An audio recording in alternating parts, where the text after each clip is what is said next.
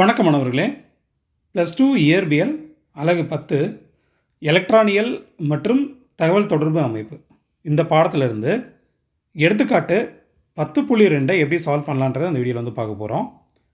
இந்த எடுத்துக்காட்டு 10.2ல் ஒரு சிலிக்கான் டயோடு ஒன்று 1 k-ohm k-ohm அப்படின்னா 1 kilo-ohm மின்தடையாக்கியுடன் படத்தில் உள்ளவாறு இணைக்கப்பட்டுள்ளது. இங்கு ஏபி வழியாக பாயும் மின்னோட்டத்தின் மதிப்பை காண்க. சரி, இங்கே ஒரு டயக்ராம் வந்து கொடுத்துருக்குறாங்க. இந்த டயக்ராமில் நல்லா கவனிச்சு பாருங்கள். இது வந்து ஏன்ற முனை, இது வந்து பீன்ற முனை. ஏன்ற முனையில் 3.3 வோல்ட் மின்னழுத்தம் வந்து இருக்குது. பீன்ற முனையில் -7.4 வோல்ட் மின்னழுத்தம் வந்து இருக்குது. சரி, இப்போ என்ன கேட்டிருக்காங்க அப்படின்னா, இந்த சிலிக்கன் மின்தடையாக்கின் வழியாக பாயக்கூடிய மின்னோட்டம் என்ன அப்படின்றத கேட்டிருக்காங்க.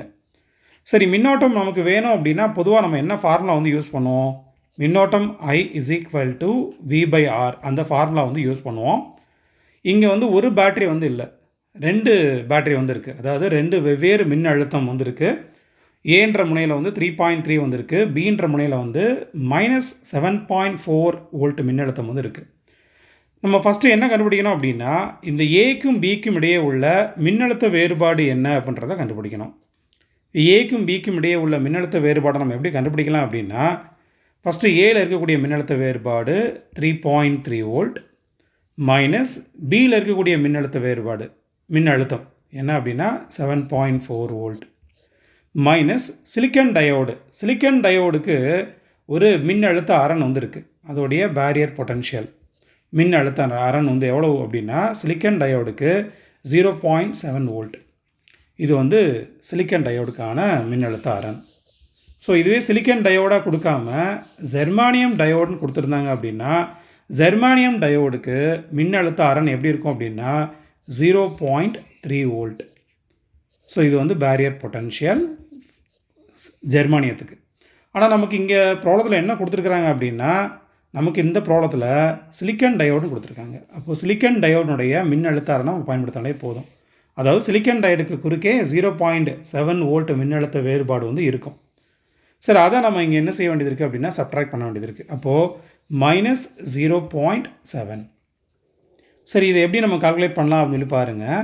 இந்த 3.3 இங்கே ஒரு மைனஸ் இன்ட்டு மைனஸ், அது என்ன ஆகிடும்னா ப்ளஸ்ன்னு ஆகிடும். இப்போ +7.4 -0.7. சரி, இப்போ இந்த 3.3 + 7.4 என்ன ஆகிடும் அப்படின்னா 10.7 ஆகிடும் -0.7. ஸோ அப்போ ஏக்கும் பிக்கும் இடையே உள்ள மின்னழுத்த வேறுபாடு இந்த டயக்ராமில் இருக்கக்கூடிய ஏன்ற டெர்மினலுக்கும் பீன்ற டெர்மினலுக்கும் இன்பிட்டமில் இருக்கக்கூடிய மின்னழுத்த வேறுபாடு என்னவாக இருக்கும் அப்படின்னா 10 வோல்ட்டாக இருக்கும்.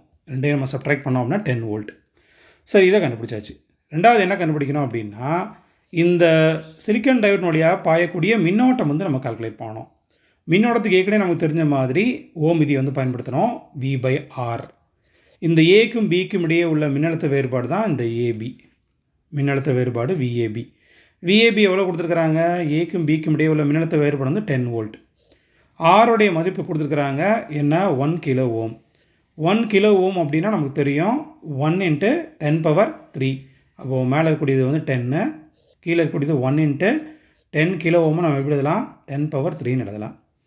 சரி, இதை 10⁻3 நீங்கள் மேலே கொண்டு போனீங்கன்னா என்ன ஆயிரும்? 10⁻−3ன்னு ஆகிடும். அப்போது 10 × 10⁻−3ன்னு ஆகிடும்.